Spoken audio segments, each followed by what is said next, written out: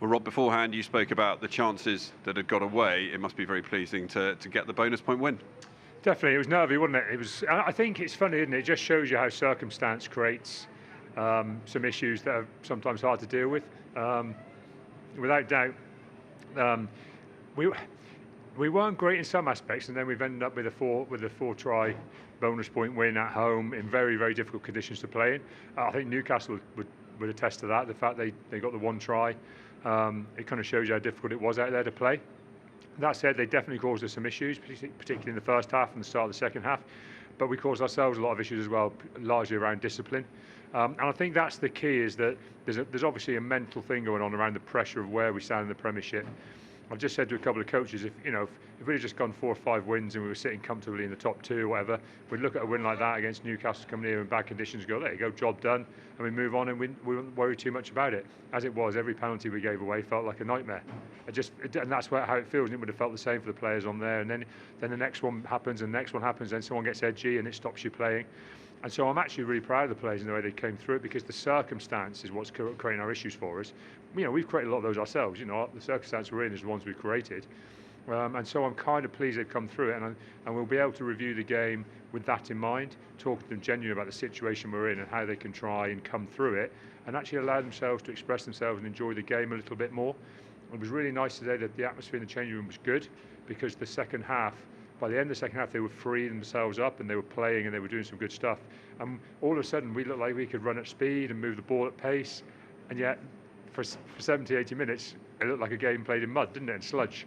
And that was the funny thing about the game. There's so much of it's in your head, and we've just got to find a way of getting the balance right for them mentally. They're always described as games for the purists. I never really know why, but it's first 20 minutes. I don't think you spent very long outside of your own half, but the defensive work was huge. And Newcastle, as you said beforehand, are a side who tend to return from the red zone with points. You prevented them doing that. Oh, 100%. I mean, I said to the coaches, if today's game, if a game of rugby was just about mauls, and you talk about more attack, more defence, we dominated the game completely, and it would have been a fantastic game of rugby from everybody's perspective. Unfortunately, there's 95 metres in between that you have to deal with as well, and that wasn't great for either team probably. And in fact, Newcastle probably in the first half particularly more threatened than we did.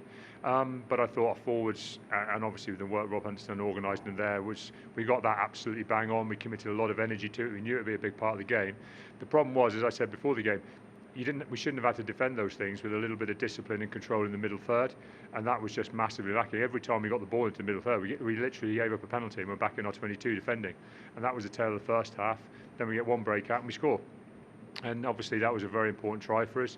That meant we could have a really kind of clear talk at half time, just talk about energy, and we didn't try and get too down on anything, just talked about just trying to control that middle third.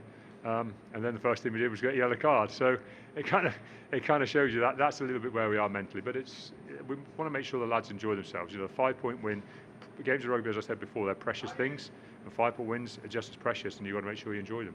And 5-point wins, as you said at the beginning, it keeps things in your own control as opposed to relying on others. Yeah, to a degree, yes, because now, what are we? I mean, Northampton, I think, in 3rd or 4th, aren't they? And to catch them, we've still got a game in hand on them. We get 5 points, you level up with them, but then there's other teams fighting around us as well.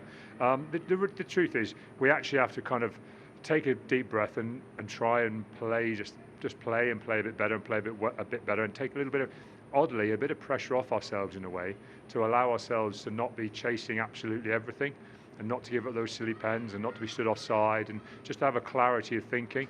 I think if we can get that over the next couple of weeks, we've got a nice game next week against Northern Irish in the Prem Cup final, then we can start to free ourselves up mentally following that. We're still going to be a handful of a team for anybody, because we've got some good players. And that's what we've got to do. We've got to start deciding to enjoy shocking other teams rather than heaping all the pressure on ourselves. Well, I hope you can enjoy it, at least enjoy this win for now. Thanks for talking to us. Cheers. Thanks very much. Thank you.